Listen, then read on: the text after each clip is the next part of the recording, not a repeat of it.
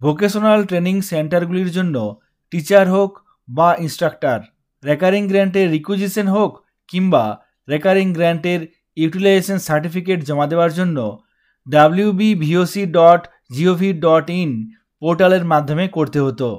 এটি ছিল আগে ভোকেশনাল ট্রেনিং সেন্টারগুলির জন্য ISMS পোর্টাল। বর্তমানে এই পোর্টাল পরিবর্তন হয়েছে। 16ই মে এই পোর্টালের পরিবর্তন সংক্রান্ত ব্যাপারে নোটিফিকেশনও করা হয়েছে। এখানে দেখুন সেই নোটিফিকেশন, গত 16ই মে এই নোটিফিকেশন প্রকাশ করা হয়েছে। এক্ষেত্রে দেখুন কি ছিল আগে, wbvoc.gov.in এই পোর্টালটি বন্ধ করে দেওয়া হয়েছে। এখানে দেখুন is no longer active, please visit the new official website. এখানে দেওয়া হয়েছে নতুন ওয়েবসাইট dvet.wb.gov.in। এই নতুন পোর্টালের মাধ্যমেই সমস্ত কিছু কাজ করতে হবে। আগে যে সমস্ত কাজগুলো আমরা এই পুরনো পোর্টালে করতাম সেই কাজগুলি বর্তমানে এই নতুন পোর্টালের মাধ্যমে করতে হবে। এই নতুন পোর্টালের লিঙ্ক ভিডিও ডেসক্রিপশনে দেওয়া থাকবে, আপনারা সেই লিঙ্কে ক্লিক করে সরাসরি এই পোর্টালটি ওপেন করতে পারবেন। এই নতুন পোর্টালে কিভাবে কাজ করতে হবে সেই পদ্ধতি আপনাদের সঙ্গে শেয়ার করব। তার আগে আমরা জেনে নিই মার্চ 2025-এর ইউটিলাইজেশন সার্টিফিকেট কবে জমা করতে হবে, সেই সঙ্গে রিকুইজিশন এবং স্যালারি রিকুইজিশন কবে জমা করতে হবে। এখানে দেখুন ইউটিলাইজেশন সার্টিফিকেট 19 থেকে 22 মে, রিকুইজিশন অফ রেকারিং গ্র্যান্ট এক্ষেত্রেও 19 থেকে 22 মে এবং রিকুইজিশন অফ রেমুনারেশন এক্ষেত্রেও 19 থেকে 22 মে। বর্তমানে একটি সম্পূর্ণ নতুন পোর্টাল খোলা হয়েছে, সেই পোর্টালের মাধ্যমে এই কাজগুলি কিভাবে করতে হবে আমরা দেখে নেব। তার মধ্যে আজকে শেয়ার করব কিভাবে আপনারা ইউটিলাইজেশন সার্টিফিকেট, রেকারিং গ্র্যান্টের ইউটিলাইজেশন সার্টিফিকেট কিভাবে সাবমিট করবেন সেই পদ্ধতিটি।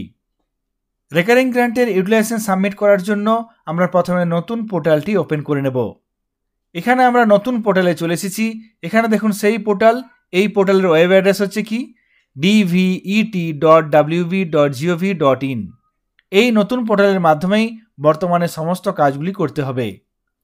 এই পোর্টালে লগ ইন করার জন্য ডান দিকে একটি অপশান দেওয়া হয়েছে ISMS লগ ইন। এই ISMS লগ ইন অপশানে ক্লিক করে আমরা লগ ইন করে নেব। সঙ্গে সঙ্গে লগ ইন করার জন্য এই পেজটি চলে আসবে।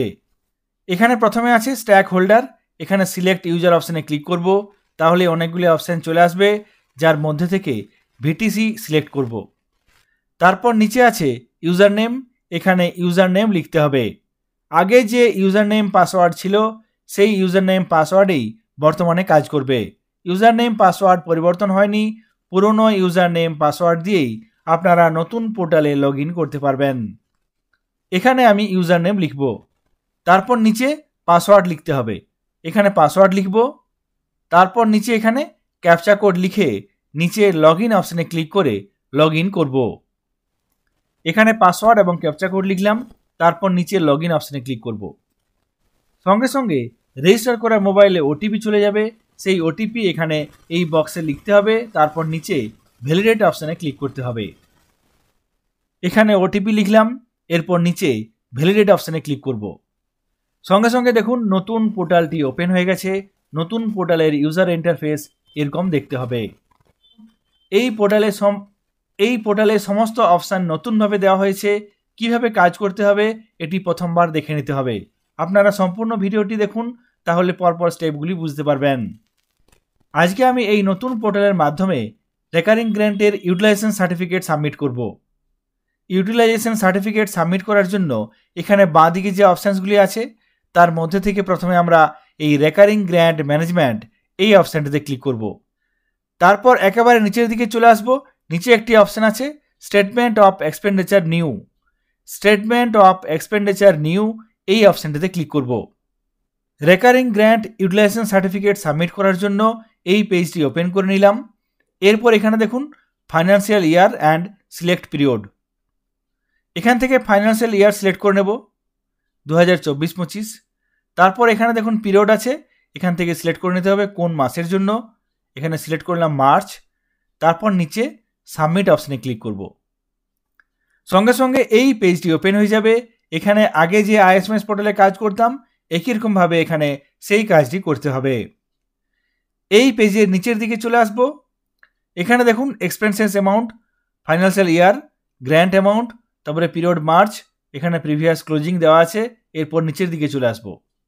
নিচের দিকে কি আছে? Expenses type. এখানে 1 নম্বরে আছে প্রজেক্ট কোঅর্ডিনেটর, এখান থেকে আপনাকে অ্যামাউন্ট লিখতে হবে। তারপর আছে অফিস অ্যাসিস্ট্যান্ট, এখানে এই অ্যামাউন্ট লিখতে হবে। তারপর হেল্পার, এখানে এই অ্যামাউন্ট লিখতে হবে। তারপর এখানে আছে গ্রুপ ডি নাইট ওয়াচম্যান, এখানে এই অ্যামাউন্টটি লিখতে হবে। তারপর এখানে ইলেকট্রিসিটি চার্জেস 400 টাকা, এখানে প্রথমে আপনাকে ভাউচার নাম্বার দিতে হবে, সেই সঙ্গে ডেট দিতে হবে।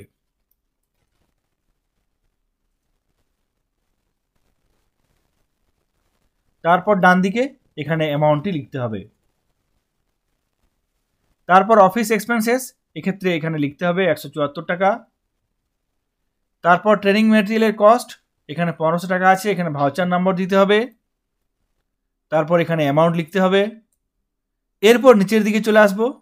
এখানে আরেকটি পয়েন্ট আছে ট্রেনিং ম্যাটেরিয়াল কস্ট, এক্ষেত্রে 10+ যদি থাকে সেক্ষেত্রে আপনি এখানে লিখবেন, না থাকলে এগুলো 0 হবে। যে পরিমাণ টাকা দেওয়া হয়েছিল সেই পরিমাণ টাকা খরচ হয়েছে, এখানে দেখুন এই পরিমাণ টাকাগুলি মিলে গেছে।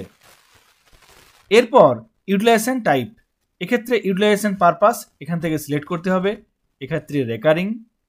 তারপর ব্যাংক ইন্টারেস্ট 0, ইউটিলাইজ অ্যামাউন্ট, এক্ষেত্রে এখানে এমসি রেজুলেশন নাম্বার লিখতে হবে। তারপর নিচে এমসি রেজুলেশন নাম্বার ডেট, এখান থেকে ডেট সিলেক্ট করতে হবে। এখানে সমস্ত তথ্যগুলি দিলাম। তারপর নিচে সাবমিট অপশানে ক্লিক করতে হবে। তার আগে একবার ভালোভাবে চেক করে নেবেন, তারপর নিচে সাবমিট অপশানে ক্লিক করবেন। এরপর এখানে নিচে সাবমিট অপশানে ক্লিক করব। সঙ্গে সঙ্গে দেখুন ইউসি ডিটেলস সাকসেসফুলি সাবমিটেড। মার্চ মাসের জন্য ইউসি সাবমিট হয়ে গেল। মার্চ 2025-এর ইউসি সাবমিট হলো, কিন্তু এরপর এই ইউসি পাঠাতে হবে নোডাল অফিসে। নোডাল অফিসে সেন্ড করার জন্য এখানে আমরা আরেকটি অপশান আছে, সেই অপশানে যাব। এখানে দেখুন statement of expenditure view edit, এই অপশানটিতে যাব। এখানে আমরা ইউটিলাইজেশন সার্টিফিকেট জেনারেশন এই পেজটিতে চলে এসেছি। এই পেজের মাধ্যমে আমাদেরকে ইউটিলাইজেশন নোডাল অফিসে পাঠাতে হবে।